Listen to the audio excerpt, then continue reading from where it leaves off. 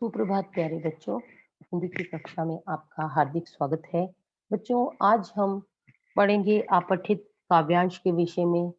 अभी तक पिछले वर्ष तक हमारा अपठित काव्यांश हमारे पाठ्यक्रम में शामिल नहीं किया गया था, लेकिन इस वर्ष अपठित काव्यांश को हमारे पाठ्यक्रम में शामिल किया गया है, जिसे बहुविकल्पिक रूप में आपको दिया जाएगा। आपको पिछली कक्षा में बताया गया था कि अपठित गद्यांश को कैसे हल करना है। तो बच्चों, काव्यांश को भी कैसे हल करना है और हल करते समय ध्यान रखने योग्य बातें कौन-कौन सी हैं, पहले हम उनके विषय में जानेंगे। अपठित काव्यांश को पूरे मनोयोग से कम 2 बार अवश्य पढ़ना चाहिए, ताकि उसका मूल भाव समझा जा सके।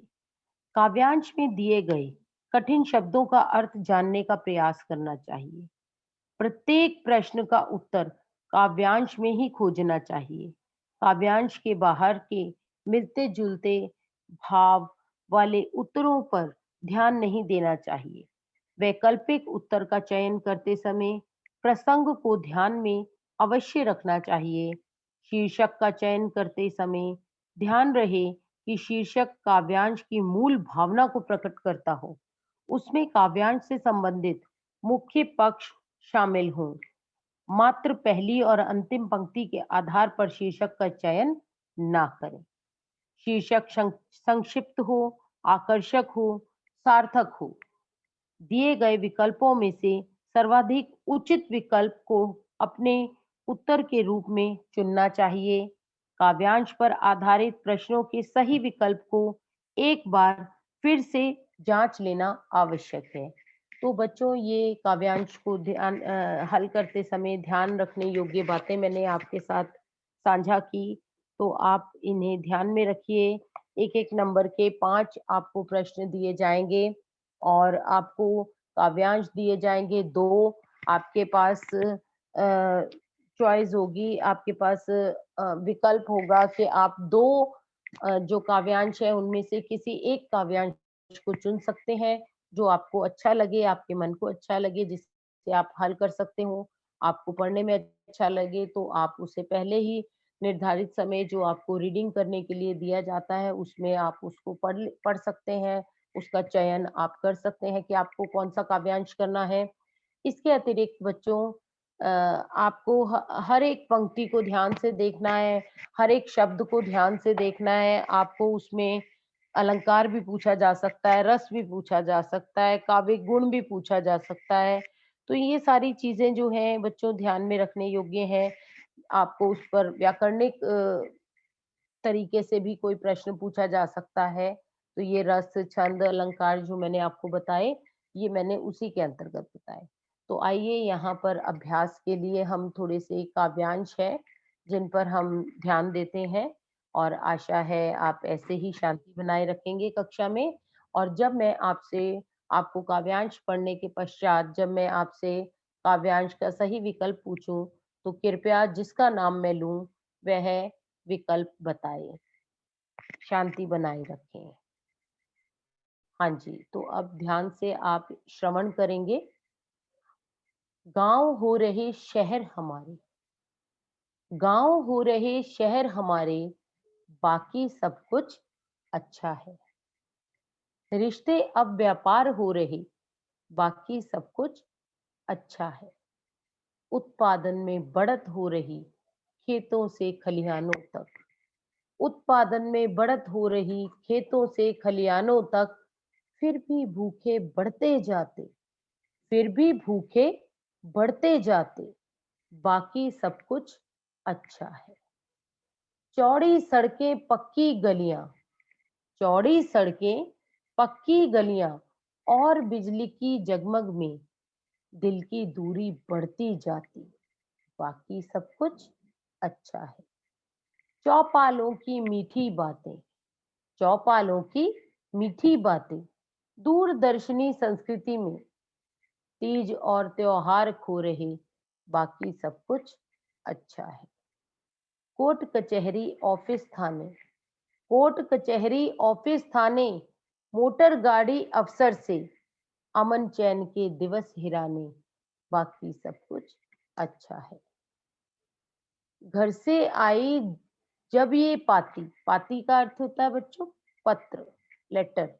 घर से आई जब ये पाती कि यहाँ हालत बदल गई, दिल की धड़कन और बढ़ गई, बाकी सब कुछ अच्छा है। दिल की धड़कन और बढ़ गई, बाकी सब कुछ अच्छा है, बाकी सब कुछ अच्छा है। तो बच्चों आपने यहाँ पर देखा, आपको एक काव्यांश हमने सुनाया और उस काव्यांश पर आधारित हमने आपके समक्ष पहला प्रश्न जो है वो स्क्रीन पर रखा। ध्यान से सुनिएगा और उत्तर का चयन सही विकल्प को ध्यान से चुनिएगा और ध्यान से बताइएगा अनुशासन का पालन करते हुए। अब हमारे आपसी रिश्ते कैसे हो रहे हैं? सही उत्तर छांट कर लिखिए। केवल परोपकार पर निर्भर है, पहला ऑप्शन। बी, मधुर हो रहे हैं। सी, व्यापार की तरह केवल लाभ को महत्व दे रहे हैं। डी, बहुत आत्मीय हो रहे हैं। मैम तनिष्का। तनिष्का। मैम वंशिका। जी, तनिष्का। व्यापार की तरह केवल लाभ को महत्व दे रहे हैं। ठीक है, देखिए बेटा आपका उत्तर बिल्कुल सही है। इसका अर्थ आप सभी को बता दूं, इसका अर्थ है कि तनिष्का का श्रवण कौशल जो है उसमें तनिष्का बहुत ही निपुण है। तो कृपया अपने श्रवण कौशल को बढ़ाइए, उसमें वृद्धि कीजिए ताकि आप कुछ भी सुने उसके पश्चात आपको कोई भी प्रश्न पूछा जाए तो आप उत्तर देने में सक्षम हो। अब वंशिका हमारी बताएंगी दूसरे प्रश्न का उत्तर। वंशिका ध्यान से देखेंगी। उत्पादन में बढ़त होने पर भी डैश बढ़ रहे हैं। सही कथन से वाक्य पूरा कीजिए। विद्वान, भूखे लोग, बीमार लोग, सहायता करने वाले लोग। मैम भूखे लोग। भूखे ऑप्शन बी। लोग, ऑप्शन बी आपका उत्तर बिल्कुल सही है वंशिका, शाबाश, वेल डन, बहुत अच्छे। अब हमारा तीसरा प्रश्न आपके समक्ष है, कृपया ध्यान दें स्क्रीन पर। चौड़ी सड़कें, पक्की गलियां और बिजली की जगमग होने पर भी क्या कमी आई है? ए, दिल की दूरी बढ़ती जा रही है। बी, सब एक दूसरे के निकट आ गए हैं। सी, सब दयालु हो गए हैं। डी, दिल में भी उजाला हो गया है। Ma'am Vanshika. Ma'am Tanishka. Ma'am Vaibhav. Ayush. Vaibhav. Ma'am Khushi. Vaibhav. Ma'am ए, दिल की दूरी बढ़ती जा रही है। ओके, खुशी आप बताओ आपके अनुसार। मैम ए, दिल की दूरी बढ़ती जा रही। आप दोनों का उत्तर सही है और कक्षा में जिसने भी ए ऑप्शन को का चयन किया था उनका उत्तर सही है। वेल डन, शाबाश। आगे बढ़ते हैं, अगले प्रश्न पर आते हैं। देखिए अगला प्रश्न आपकी स्क्रीन पर है। चौपालों की मीठी बातें और तीज त्योहार किस कारण से खो रहे हैं? तिथि याद न होने के कारण।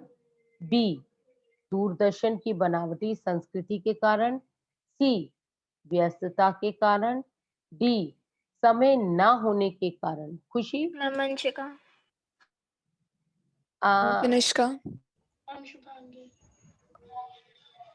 शुभांगी आप बताइए। मैम खुशी। शुभांगी बताइए। दूरदर्शन की बनावटी संस्कृति के कारण। ओके, बाकी लोग भी अपना उत्तर का चयन कर लें और अपने आप को अंक देते जाएं जिनके उत्तर सही आ रहे हैं। तो शुभांगी आपका उत्तर बिल्कुल सही है, दूरदर्शन की बनावटी संस्कृति के कारण। वेल डन बेटा, शाबाश। अगले प्रश्न पर आते हैं। अगला प्रश्न आपके समक्ष है।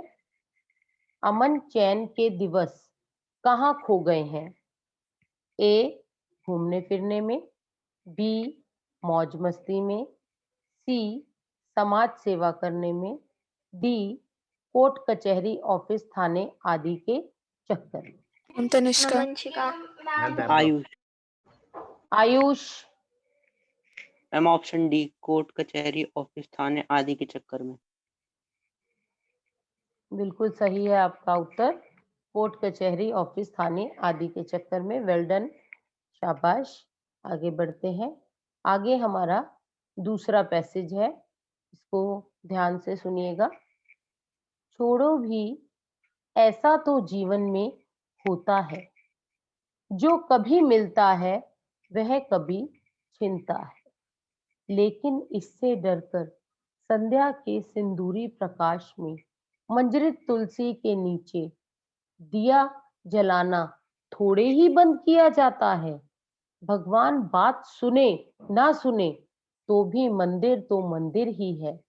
उसमें जो रोज शाम दिया नहीं जलाता है वह तो घर लौटने के अपने ही मार्ग पर अंधेरा फैलाता है।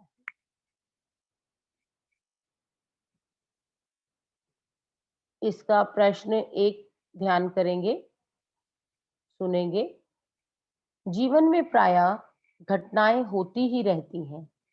रिक्त स्थान की पूर्ति करें। लूटने और रूठने की, आने और खाने की, कुछ मिलने और छिन जाने की, पहनने और ओढ़ने की। Ma'am ma'am Vanshika. खुशी। मैम आयु। मैम वैभव। खुशी।